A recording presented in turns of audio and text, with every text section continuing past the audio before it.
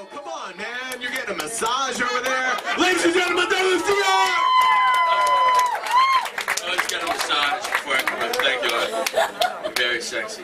So, my story is about a very special summer camp located in Vermont.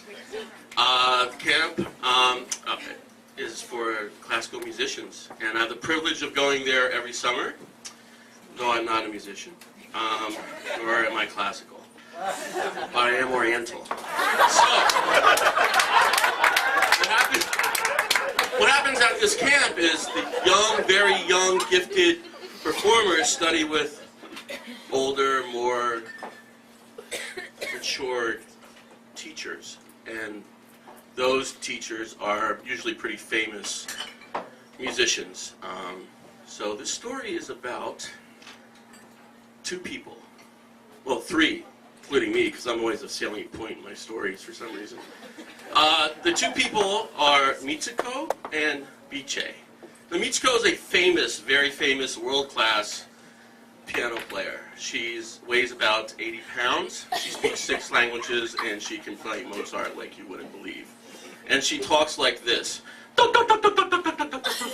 That means Doug, Doug, Doug, Doug, Doug, come here. I need you to do something. And I will do anything Mitsuko tells me because I outweigh her, but she out-IQs me by 300. So, this camp, you have to understand, this is a very special camp. This is a camp where you fall in love. Not just me, but everyone falls in love with everyone 6 times a day. It's the kind of place where you want to sit with other people at the lunch table.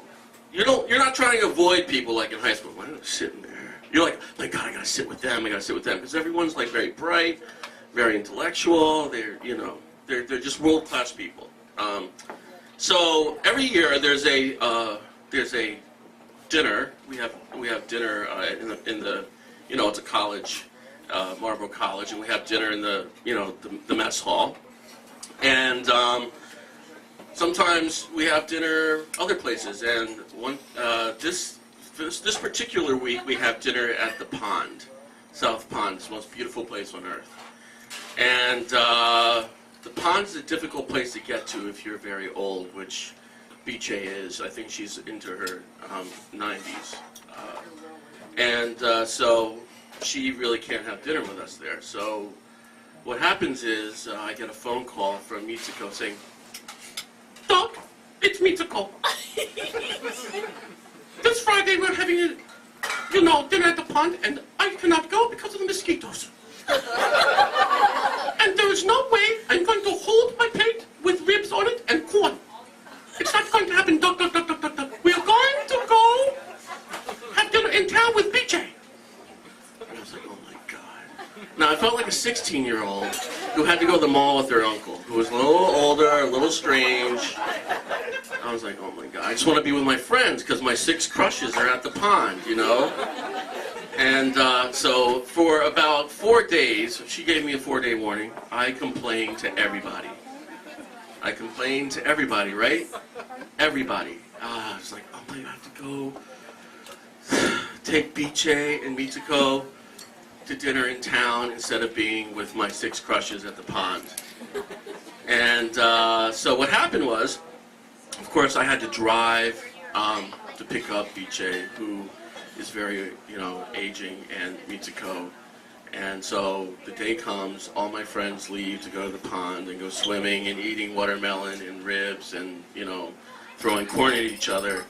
And I take them to dinner, and the gift was the conversation that these 2 women had about Steinway pianos, especially made for Horowitz, and as Biche said, do you remember when I made you that gnocchi in Florence?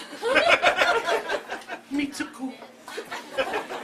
Was just, I felt like I had opened up a Jane Austen book between 2 wonderful old ladies. They're not both old, but 2 wonderful ladies. And I got to listen to this, and when I got back up the hill from in town, I felt like a retarded teenager who had made a big mistake.